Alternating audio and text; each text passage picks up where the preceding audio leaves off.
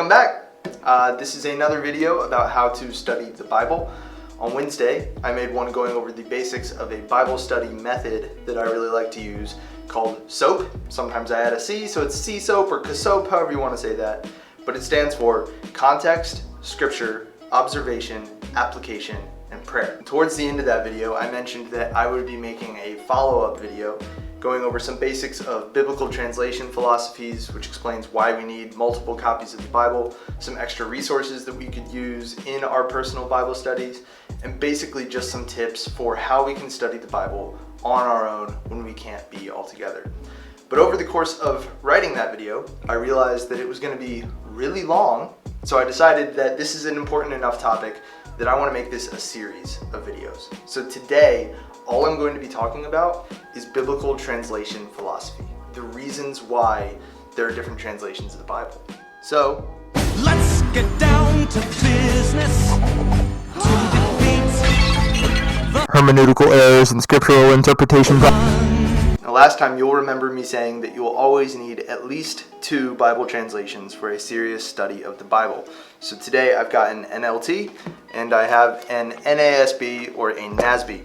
And the reason that you always need at least 2 Bibles is due to differences of translation philosophy. And the reason for that is, like I said last time, it's hard to translate ancient languages, particularly Hebrew and Greek, into modern English.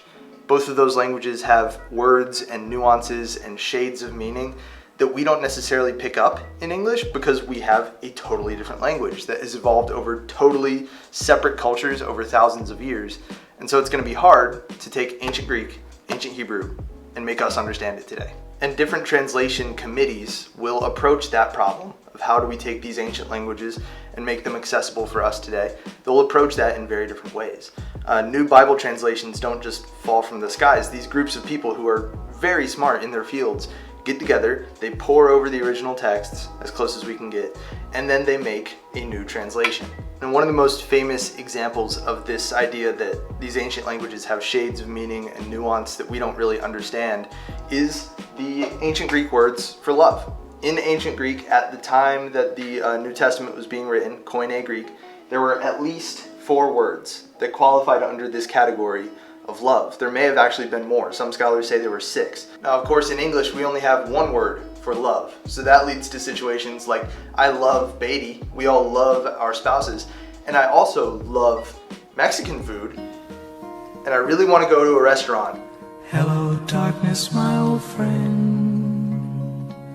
I've come to talk with. So, you're on a translation committee. You run into one of these words. Say you see eros, which is romantic love or physical love.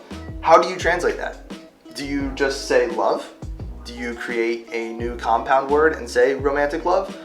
Do you add an adjective before that word? And in that case, you're adding to the biblical text. So this all comes down to your philosophy. Now, there are 2 broad categories of Bible translation philosophies. There's lots of nuances in between them and different approaches for things, but that's for a later time. For our purposes, all you need to know is that there are 2 categories. You want 1 representative of each. And those 2 categories are these: word for word translations and thought for thought or idea for idea translation. Some Bible translators focus on taking the ancient languages and translating them on a word for word basis. They try and get English words as close as possible to the original Greek words so that way we can read the ancient text.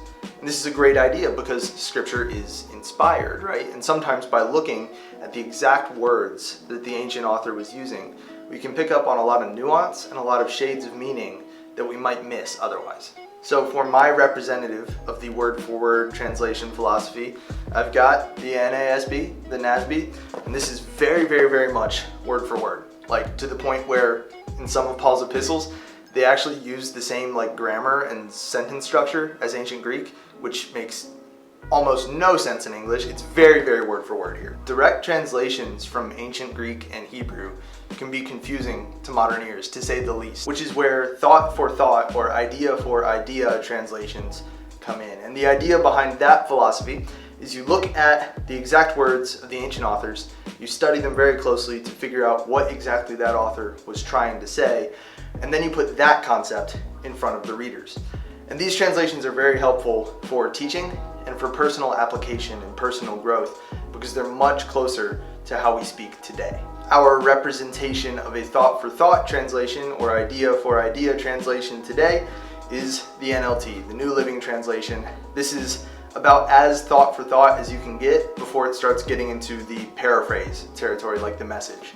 However, the downside of thought for thought translations is that even though we're getting the basic idea of what the author was intending to say, sometimes by not having those exact words, we can lose a lot of nuance. We can lose a lot of subtle references that the author might be making in that text. Both philosophies have strengths and weaknesses, which is why it's so important that we have access to both.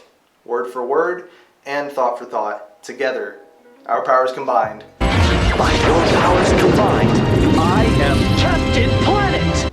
Voltron, Power Rangers. You might be thinking, that's great, that's very helpful, but how do I actually choose a Bible translation? How do I know which one is right for me? How do I know which philosophy my favorite Bible translation is taking? And to you I say, fret no more, because we have the power of the internet. Allison, can you explain what internet is? But seriously, leave a comment on this video if you're not sure what kind of translation you've got or where it sort of falls on that spectrum. I'll try and help you out. For a quick primer though, here's a helpful image that shows the most common translations as a spectrum, from word for word on the left to a paraphrase on the right. And if you can't find your favorite translation on there, just Google Bible translation spectrum and you'll find something good.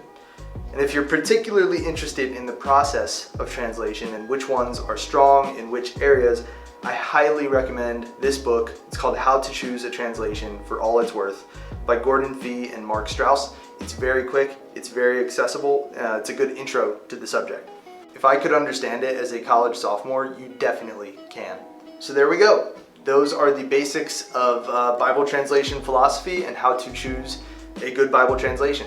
So to sum it up, let's just say these few things. You need at least 2 translations of the Bible for serious Bible study. Ideally, one of those will be a word for word translation and another one will be thought for thought. Both translation methods are totally valid, both respect the inspired nature of Scripture, and both are useful for everything that you need the Bible to do. But they both have strengths and weaknesses due to the nature of the translation process. Cover those weaknesses by studying from multiple Bibles. Remember, Captain Planet. So I'm going to assign some homework for the weekend, and what I want you to do is go through your bookcase, find which Bibles you physically own, and find out where they are on that spectrum. Which philosophy do they follow? Are they word for word translations, or are they more thought for thought translations? Until next week, we love you, we're praying for you, stay safe, happy studying, and we can't wait to see you in person again. So, look forward to that. What am I saying?